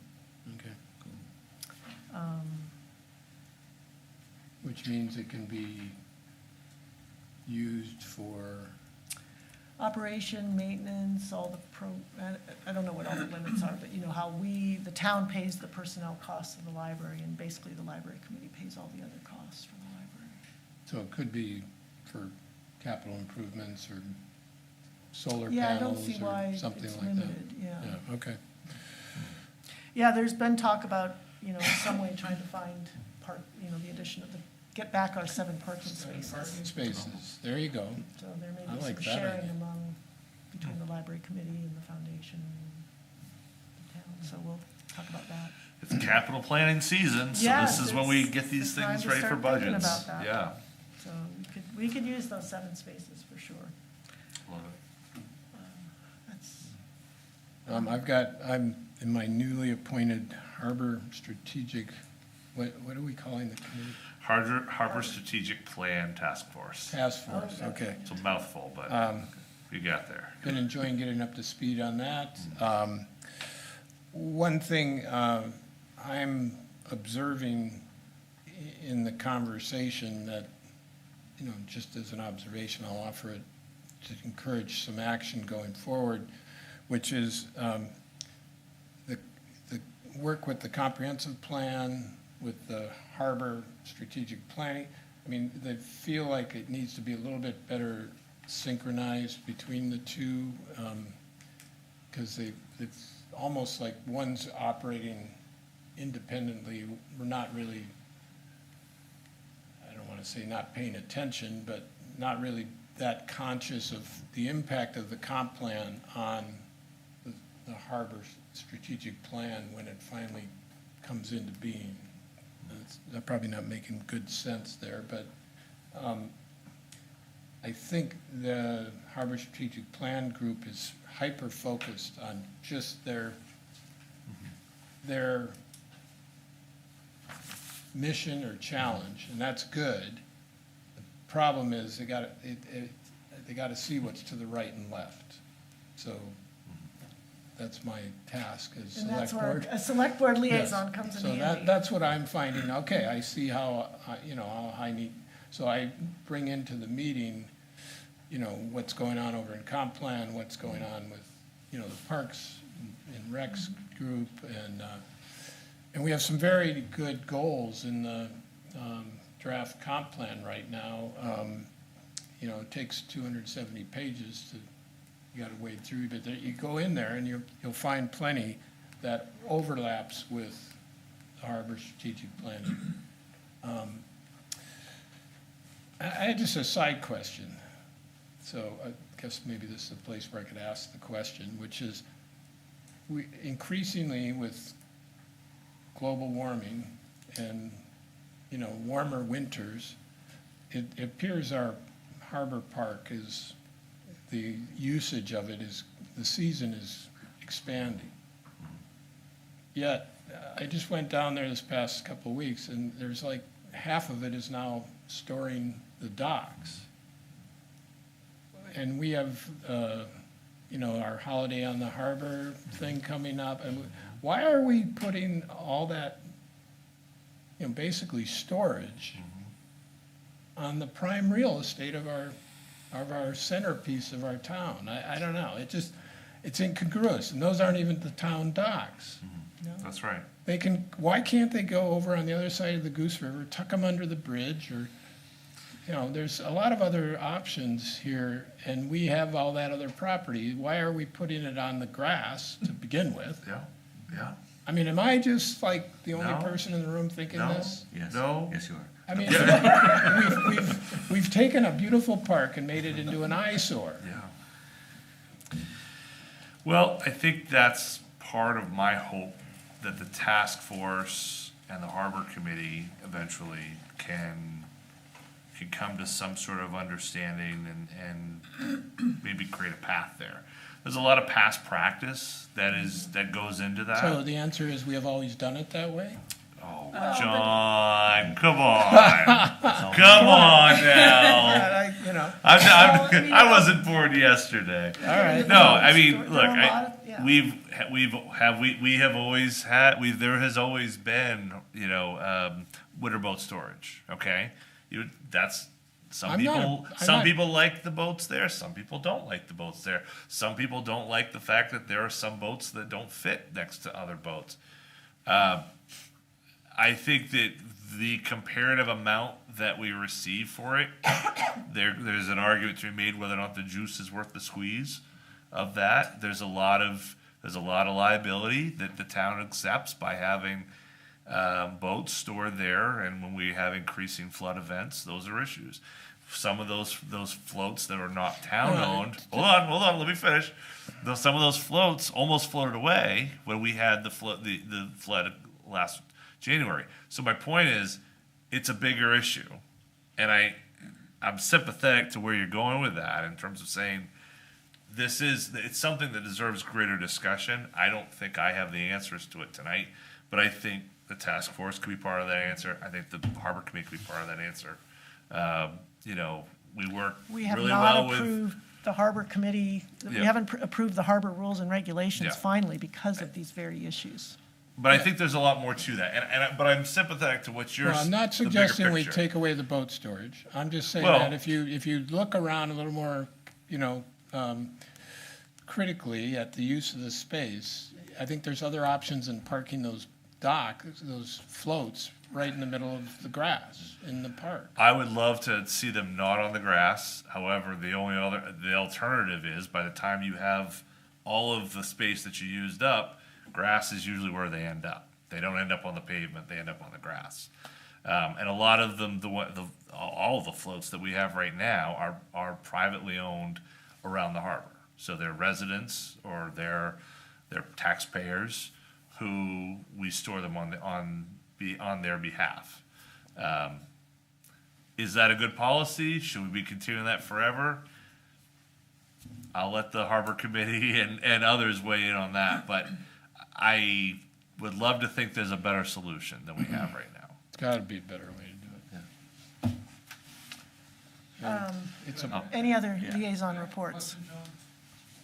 Are you talking about floats on the Marine Park side or on the opposite side, the side where the boat club is? no, the Marine Park side, right in the middle. Aren't those all? No, town those floats? are all private. That's They will right. eventually include the town floats, Yeah. right, when the town pulls Oh, I theirs. see, okay. But right now, only, But right now, it's like, I mean, there's gonna be more there?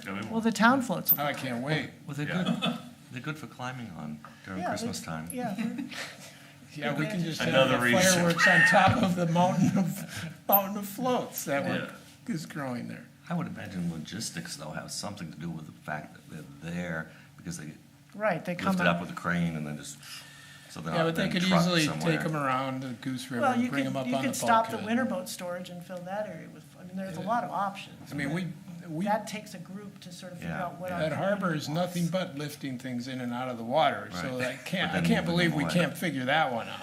I think there are solutions, but I think if you're going to change it, you have to, what I've found with things at the harbor, you better make sure you've thought through all the different angles.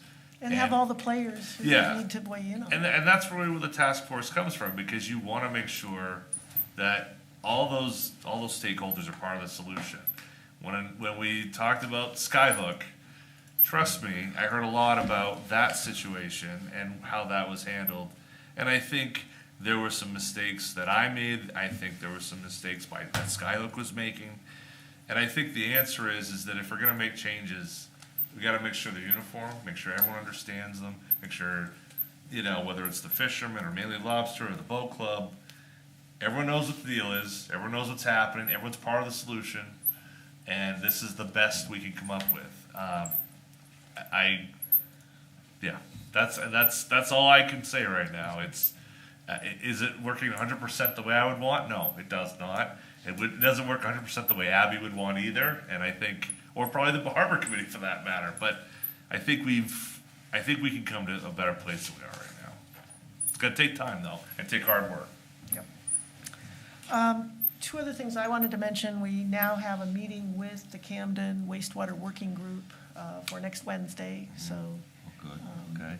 we'll be Good, and meeting with them. who's in that meeting, Denise? That'll be Susan Dorr, Audra Kaler, Allison McKellar, me, Michelle, and John. Great. And then just a reminder, comp plan meeting, public, this is the big one. Big public meeting, here or upstairs? Here. Down here, okay. This Thursday? Thursday at 6 o'clock? Give me just a minute, I'll tell you. I think yes, 6 o'clock. 6 o'clock Yep. here, and this is sort of the unveiling. I mean, a lot of the committees have been weighing in on this, but this is our public, our residents' opportunity to come and hear what the comprehensive plan says our residents would like for the next 5-10 years. Okay, anything else? Any other updates? I had Harbor Committee, I didn't make the October meeting, but the November meeting again, like the task force had, the Harbor Committee had a very robust conversation about the comp plan. And then Abby was talking about some of the activities on the harbor as far as like some people starting to pull the boats early and then still people parking and a little bit of an issue there and having to move boats because cars were in the way, but that's just the change of the seasons. Yeah. And Pathways Committee is working on trying to get complete streets drafted in a form that would be appropriate for the town of Rockport as a proposal for, planning ahead and making good, safe passageways for all types of mobility. Are they happy with our new sidewalk? 99% yes. Okay, good. Yeah. Well, that's yeah, pretty yes, good. yes. Okay, Yeah. do we have a motion to adjourn? So moved. Second. Second. Further All those in discussion? favor? No. Let's have a long discussion on that. Denise, what time is your meeting next week? Or what day was that, Wednesday? Wednesday. Okay, just to keep you. He was great. So one possibility could be if Joe's here, Yeah.